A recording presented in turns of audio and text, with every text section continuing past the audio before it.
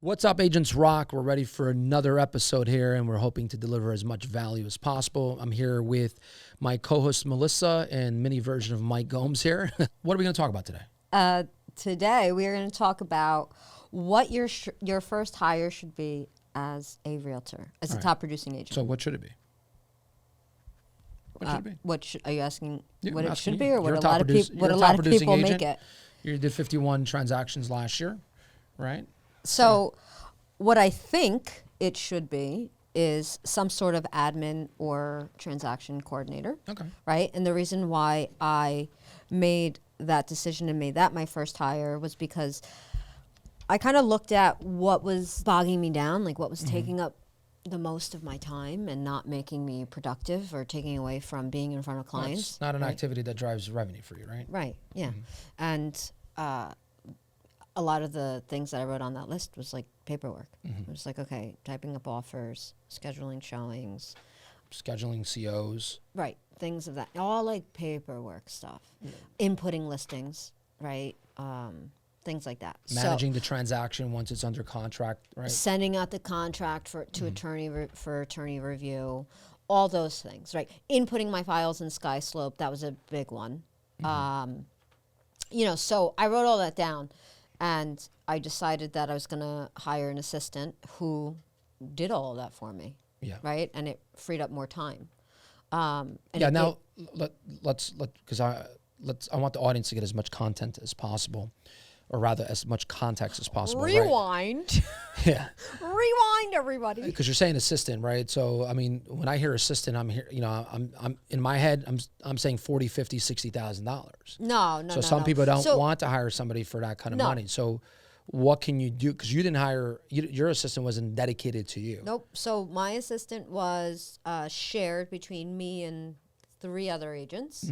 We basically split her salary 4 ways, right? Because in reality, I don't need her for 8 hours a day. Yeah. Right? I need her 2, right? And it's just to do contracts, paperwork, follow up on transactions, send offers out, things like that, right? So maybe 2-3 hours max a day. So you can hire. So it's You can hire an part-time. assistant. You can hire a virtual assistant, right? Yeah. Those virtual assistants can cost you anywhere between $5 to $15 an hour. I recommend getting, a very good one. Spend more money and get a good one because, like Melissa said, you don't need somebody for 8 hours a day. You need somebody maybe 2-3 hours a day to kind of handle your back office stuff, right?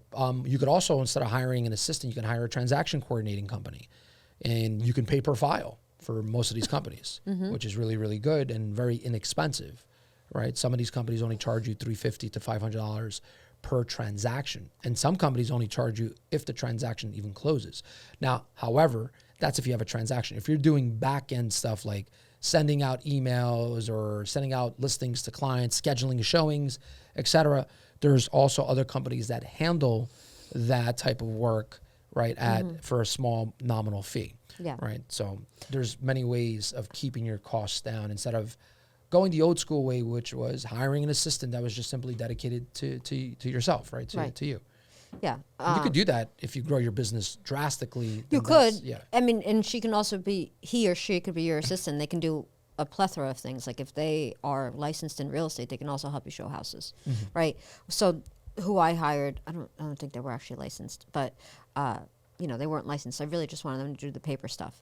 But so I think that that's really what your first hire should be, is somebody to manage all the paperwork. Yeah. And make sure that you are obviously compliant and upload your files into whatever system you use at your office. But it's also a close second would probably be a showing assistant. Yeah. I mean, let me but ask here's you this, the thing, though. Wait, I mean, let's define how many units you should be doing to justify or quantify you getting a showing assistant, right? Because you did 51 last year. Yeah. I mean, we can debate that you probably needed a showing assistant. I need 100% needed a showing. Okay. 100%. Well, at needed a what showing point assistant. in your real estate career should you be getting a showing assistant? Is like it number wise, Yeah. like unit wise? Yeah. I think after like you don't need a showing assistant if you're doing 15 transactions a No, year. I think like after 30, you should really consider getting a showing assistant. Yeah.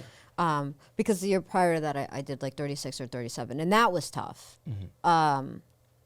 But but then it just got more tough. And the reason why is because here's the thing: if you have 5 clients that want to see houses on Saturday, how are you going to manage that? Correct. It's like impossible. So I literally, like, this past Sunday, I didn't get home until 7 o'clock on Sunday.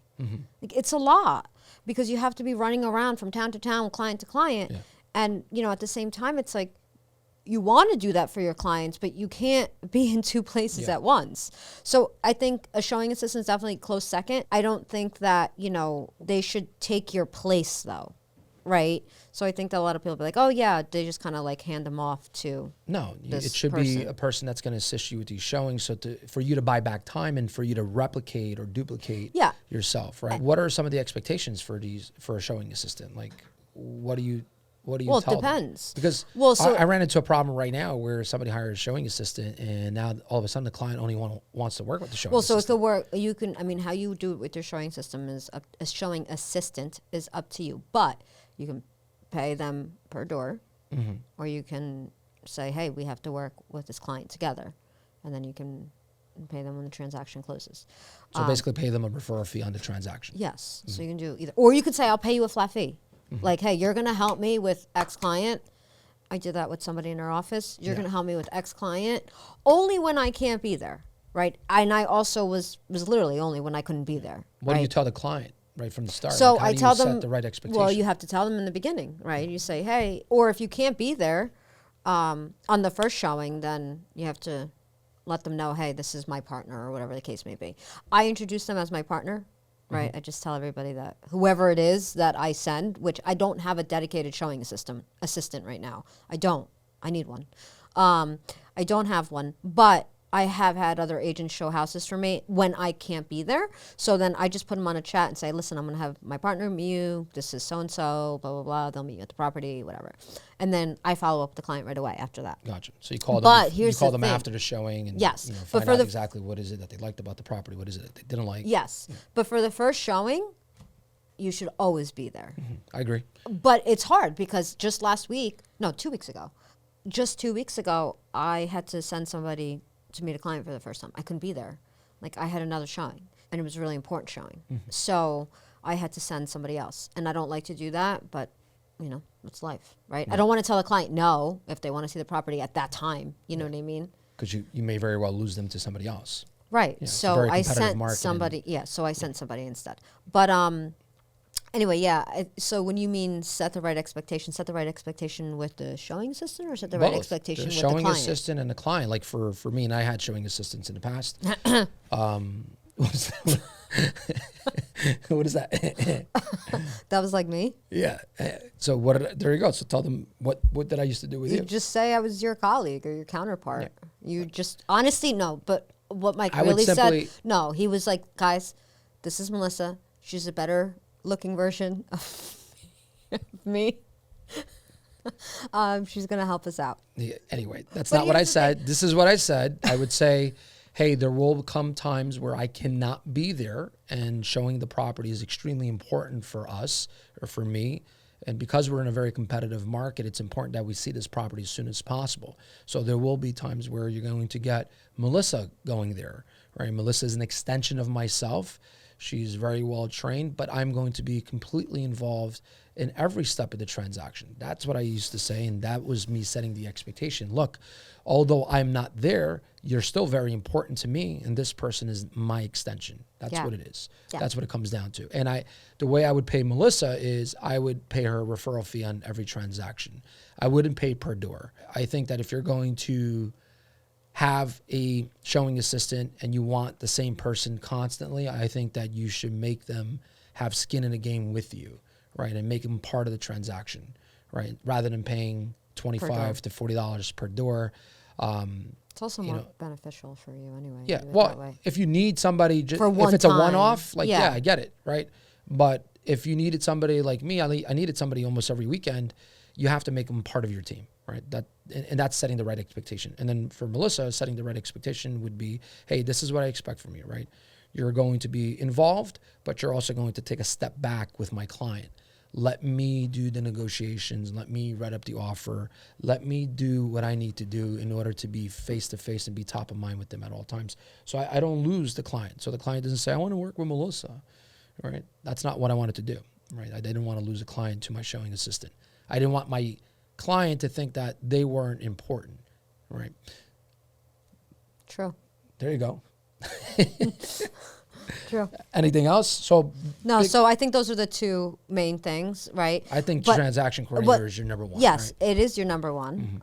We said that. We already established that. But then followed by a showing Ooh, assistant. sassiness. We have already established that. Yeah. So, yeah, transaction coordinator, then showing So your assistant. second hire should be a showing assistant. Right? Yes. And that all depends on the agent as well. Let's say you're an agent and you are not representing buyers and you're really Only doing focused sellers, on, right. really focused on listings and you're doing 30, 40 listings, maybe at some point, right, your hiring process is going to be different. Maybe now you need a marketing coordinator, right? Maybe now you need a listing specialist, right? There's many other hires that are going to be different because that's a different animal in itself when you're representing sellers versus representing buyers. Buyers are always going to take a lot more time because they're going to see on average, I think, 15 houses before they make an offer. So, Not 45. not 45, definitely not. But there will be that one client in which you're going to show 45 or more houses, right? And we could talk about that in another podcast. Like, what do you do with those type of clients, right? What kind of conversation do you have after you show them 30 houses? It's a different conversation. But first hire, transaction coordinator. Second hire, definitely a showing assistant for sure. Or second hire could be a marketing assistant, right? Versus a showing assistant. Yeah, if you're doing a lot of listings. Yeah. Right? Yeah. I find that, though, that as showings take up way more time than the marketing aspect. For sure, right? And I think, and we're going to get into that at some point in another podcast. But social media today is more important than ever before. Yeah. And hiring, and we're about to do that now with the brokerage. We're going to hire a social media manager, where they're going to curate, they're going to help distribute, all of our content, right? But they're also going to tell us, hey, this is the new trend. This is what you guys should be filming and talking about. Right. So be cognizant of that. Part of your responsibility as an agent is to educate, coach, and lead on social media. So that way, if you have somebody that's following you that isn't your sphere of influence or is your sphere of influence, they decide to want to work with you. So social media works. Yeah, speaking of social media, actually, the person who I use now does my social media posting too, because also takes up a lot of my time. Yeah. Right? And they create the content for me and post it. Yeah, but it's mostly post though. Like, you really got to focus more on the video side. Here we go. Talking shit about me on camera. This guy always, he's always Yeah, talking I'm shit. just serious. You got to talk. He always loves to put me Now, on blast. let me ask you something. No, yes, Everybody's you're right. posting. You Yeah. are right. But do you have to tell Yeah, everybody? Everybody. You're right. Okay. Social media, video. Video, yes. Yes. They do my posting. That is what I said. My posting. Okay, now my videos. Why don't we do some video posting? My posting. But anyway, yeah, I mean, social media, there's a lot of, that is a revenue generating activity, in my opinion. I think Somebody video. in our office is very good at that. Who? The doing video all the time. Jacob. Oh, yeah, Jacob's very good, right? Yeah. I just think it's more impactful. Yeah. It's more impactful, it's more Jacob, stimulating. teach me your ways. It's more Please, impactful, Jacob. it's more stimulating for sure. All right, guys. So remember, your first hire should be your transaction coordinator. All right. I hope we brought you value. And say hi to my new co-host. Stop. This one doesn't talk back. Enjoy. Bye.